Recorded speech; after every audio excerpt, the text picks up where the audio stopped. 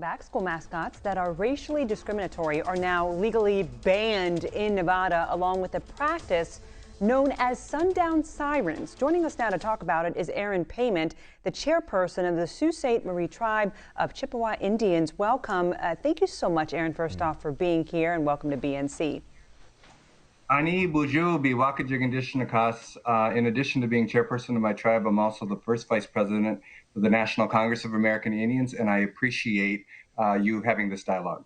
Thank you so much for being here. Talk to us a little bit about how did you feel when the new law was signed just last Friday? What did that mean to you? Well, I'm excited about it because it's another domino that's falling, and we hope to awaken the rest of America to understand this issue. And as an undergrad, I was a Native student president, and I convinced other students, Native students, to go to a football game. I'm not going to name the college, but we played against an opposing team who had a Chippewa as a mascot. So I am a Chippewa, and they burned an effigy of the opposing mascot at the stake. So we watched that. And so, when we go to these sport events and we see these types of overt racism, it really makes us wonder where we fit in society and why people don't understand more why that is so racist. Yeah, and it makes you wonder why they don't realize that it's offensive to people like you and to people like me when it's mascots like that. But this law that comes out, and it's good that they're finally doing this, prohibits names and images from being used unless a tribe gives permission. Under what circumstance would a tribe actually give permission for something like this? Yeah, that's kind of an interesting phenomenon.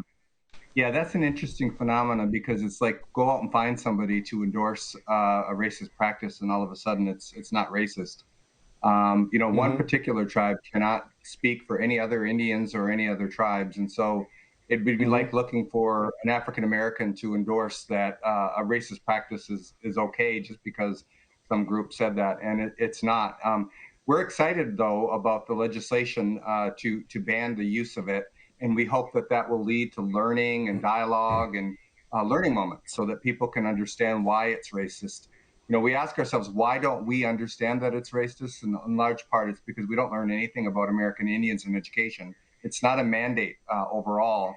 And if we did, we would realize the practice and the imagery that's used is intended to instill fear originally in the pioneers of American Indians. The wolf at the door, or the savage Indian is going to steal your women and steal your property. And this just perpetuates that. So the change is welcomed. Aaron, and speaking of change, we've seen schools, pro teams. I live around the Washington, D.C. area, so you've got D.C. and Cleveland announce name changes. Why do you think they became so popular for mascots? So I'm going to say it out loud. I'm appreciative of all of the focus on social justice. And the Black Lives Movement is in large part why we are focusing on social justice. We've been working on this issue for 40 years, and Suzanne Harjo can tell you that she's an academic that is probably the leader who's pushed this issue. I've been pushing it since I was an undergrad, and that's a long time ago. That's 35 years ago.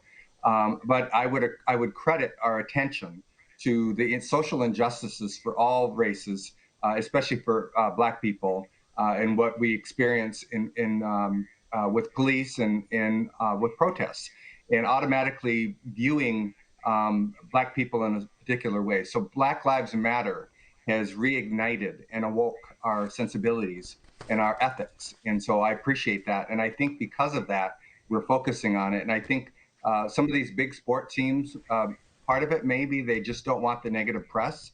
Part of it might be genuine. Somebody in the organization might have had a moment where they awoke to the fact that this is inappropriate. But in large part, because of where we're at today and our focus on social justice is why we're focusing on this again. Has that been gone overlooked for so long? Because we talk about all the massacres that's happened to Black people over the period of time when it comes to this country. I mean, this country had Indians here. It wasn't discovered by Columbus. There was a massacre when it came to Indians. Rick Santorum just came out and basically said the most stupid thing that Rick Santorum can possibly say when it comes to Rick Santorum. We've talked about cowboys and Indians and how Indians were portrayed as savages or whatnot. Has this gone overlooked too long in this country when it comes to how your people are treated or viewed, and now we need to do more about getting the awareness out? Yeah, first I would say that I'm not so sure that what Rick Santorum said was racist, but it sure was stupid. It was really ignorant. And a U.S. senator, a former U.S. senator, or somebody that's in the media should be knowledgeable about what they're talking about. And when he said there's no contributions American Indians contributed to the United States, then he doesn't know something very fundamental. The United States Constitution was patterned after the Iroquois Confederacy Great Law of Peace. And so we take credit for that. We have the best democracy in the world, even though we have our challenges as America. But in large part, I think that ignorance, there's a fine line between ignorance and racism. And it's easy to be a racist if you're ignorant. And, recently on Sunday, we saw the specials on the Tulsa massacre. And a lot of people don't know about that, or they don't know about Juneteenth. And it's because we don't teach it in education. And all students deserve to know the truth, and they deserve to be exposed to the truth. Age appropriate, obviously, but in large part, we don't know about these things because we've never heard about them in our education system, and that's a disadvantage for us. Europeans know better our American history than Americans do in the public education system. And part of what we want to do, Aaron, is educate on this show. We want people to know more about different cultures. And the other part of this law that we've been talking about bans sundown sirens. And before we go, I do want to just take a quick moment here. Could you explain for anyone in our audience who may not know what they are and a little bit of the history behind them? So you need to educate me on that because I'm not familiar with the sundown sirens portion of the law. The sundown sirens. Go ahead, Mike. Yeah, they would do this. It was a siren that this particular city would blow out there across the city to basically let Indians know it's time to get out of town. Time to go. It's almost like sundown laws that you have in the South when it comes to blacks. They have signs up across some southern cities that basically say, don't be caught here when the sun goes down, or there could be some consequences. Fear tactics. If we had to sum it up, a fear tactic that was spread. And we're not saying it happens in every area, but wasn't sure. I thought you might be familiar more with that, Aaron, but that's okay. We're going to have you on again to jam on more of this. Absolutely. You can count on me. We got a good dialogue. And before we sign Let's off, keep this going. You greeted us, I believe, in your native language. Could you sign off and teach us something before we go? Yeah, what I did, I just introduced myself and my spirit name. We all have our spirit name or our Indian name. And my spirit name is Biwakajig, and it means a place above my territory where the spirits can talk directly to.